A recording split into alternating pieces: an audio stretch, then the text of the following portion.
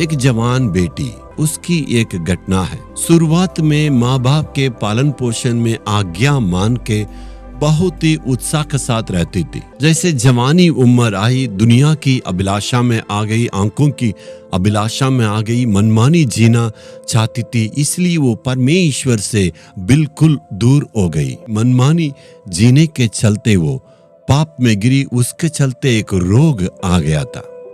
उसका बीमारी इतना गंभीर हो गया था, इसलिए बहुत दुबली पतली हो गई। एक झोपड़ी में अंतिम दिन में वो ऐसे ही वहां रहती थी।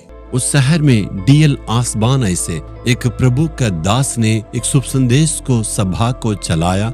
वहां लाखों की संख्या में भीड़ इकट्ठे हुए। इस बेटी के बारे में कुछ लोग जानते थे, ये मरने की स्थिति में है। इस बेटी के बारे में वो जानने के चलते इनके दिल में इस बेटी के बारे में एक बोझ आया था।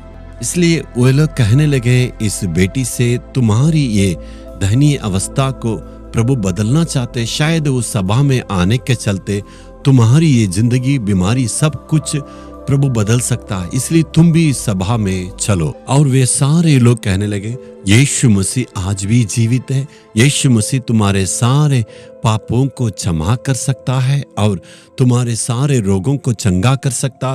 तुम्हारी ये दयनीय स्थिति को प्रभु बदल के एक नए जिंदगी को प्रभु दे सकता है। उनके साथ वो गाड़ी में बैठा के ले गए हैं और सभा में सबसे पीछे उस गाड़ी में वो बैठी हुई थी।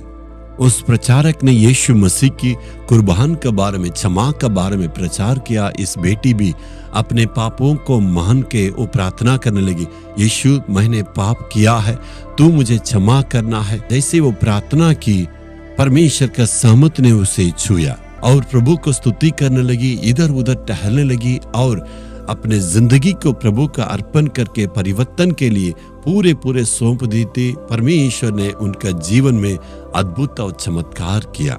आप अपने जीवन का बारे में यही सोचते ना, सब कुछ खत्म हो गया है, मैंने इतना पाप किया, इतने अपराध किया, कोई रास्ता नहीं। लेकिन प्रभु आज बदलने के लिए चाहते हैं। यीशु पुनः निर्माण करके हमें आशीष देने वाला प्रभु है।